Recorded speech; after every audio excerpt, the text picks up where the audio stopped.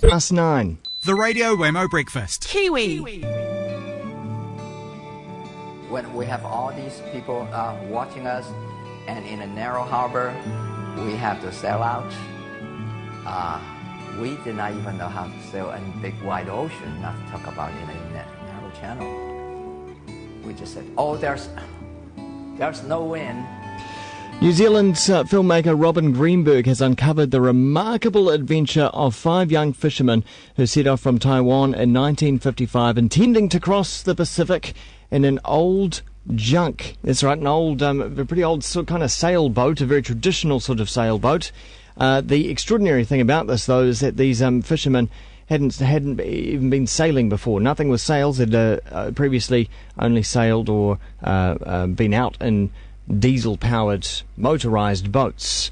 Robin Greenburg is the filmmaker and joins me on the line this morning. Good morning to you, Robin. Good morning. Now, I'm guessing you came across this story or uncovered this story because one of these fishermen actually lives here in New Zealand. That's correct. Lu Chi Hu, who goes by the nickname Hulu in the film, is an old friend and teacher and mentor of mine. I became a Tai Chi student of his back in the late 80s when I first moved to Christchurch. I see the connection now. These guys were kind of crazy at the time, really, weren't they? One could perceive it as that. Because they had no experience in a boat like this. Why did they even attempt it? What was the reason behind it?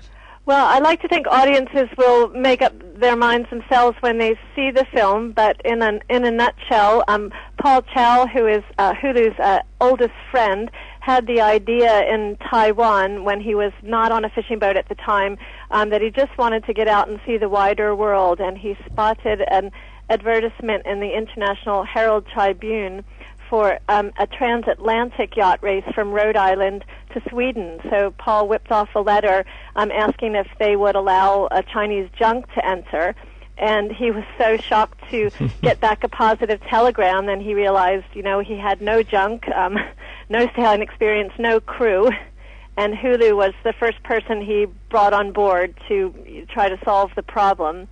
And there was a bit of a political backdrop to this as well, wasn't there? Yes, there is a very interesting political backdrop to the story. At that time in 1955, it was called Formosa, Taiwan as we know it now.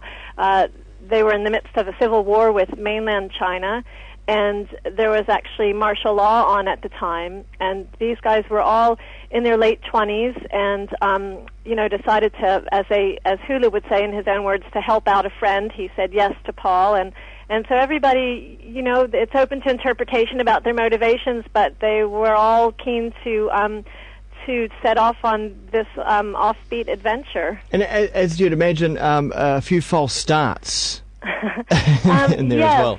And I'll say, too, that the greatest luck for them, and I guess also me as a filmmaker, is that the 6th junkmate on board became the young American vice consul at that time in Taipei, Calvin Maylert, who issued them the required visas that they needed, which was the only way that they could leave Taiwan, was to have permission to go somewhere else for a limited time. And the 6th Chinese junkmate had to drop out because he was the only one married, and his wife said, no, you can't go. Yeah. And so Calvin later had the idea that maybe he could ask to join the journey, and they accepted him because he spoke Chinese well. And then he decided that what an incredible thing they're about to do, perhaps he could film it, though he'd never filmed before.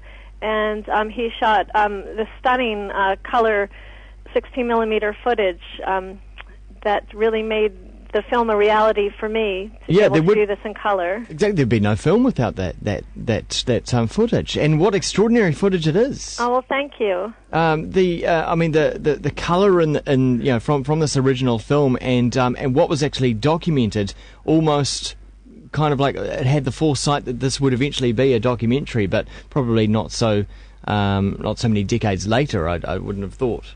Well, it was interesting because I'd seen black and white footage of the journey in Christchurch about 1990 when Hulu first shared this story with me. Yeah. And some of that black and white footage you would have seen in the documentary from a 1957 U.S. television program. So it wasn't until I was researching for my documentary about Hulu, which premiered at the festival in 2008, and I had the opportunity to meet the surviving junkmates in the United States, that I realized that the footage had actually been in color and that Calvin had taken very good care of it for 50 years and had coincidentally made a copy from film to digital transfer just a year before I met him, because otherwise we wouldn't have been able to afford to even do this film.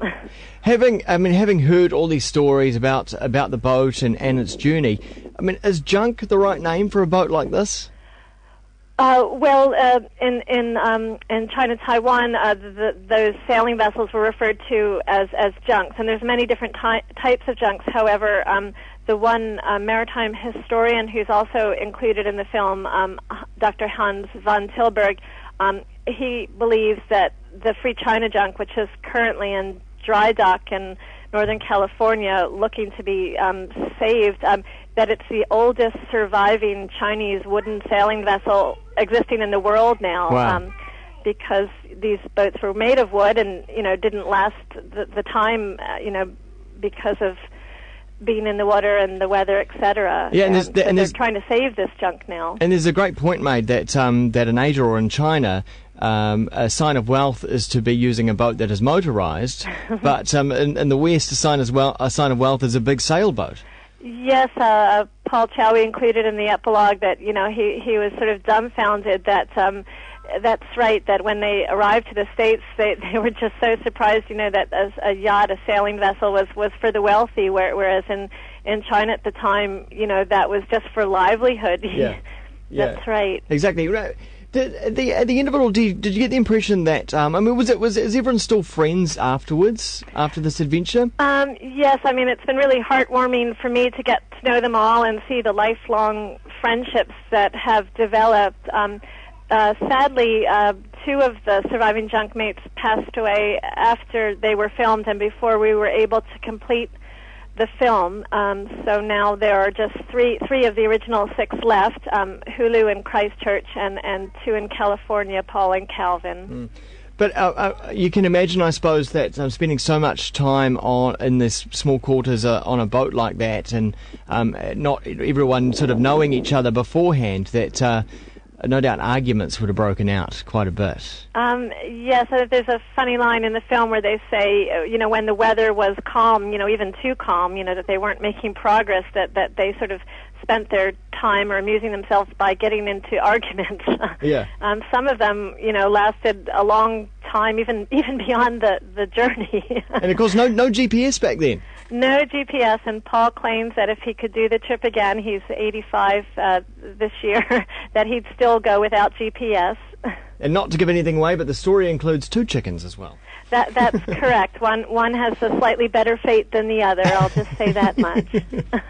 Well, it really is a cool story, and what a treat to see this old footage from 1955 up on a big screen as well. I recommend everyone go and see this film. It is first screening in Auckland on Saturday the 24th at Sky City Theatre at 12:15 p.m. Check out nzff.co.nz for all the other scheduling times as well around the country. Thanks so much, Robin. Thank you so much. Nice to chat. Have a great day. You too. That is Robin Greenburg, a filmmaker. The Free China Junk is the name of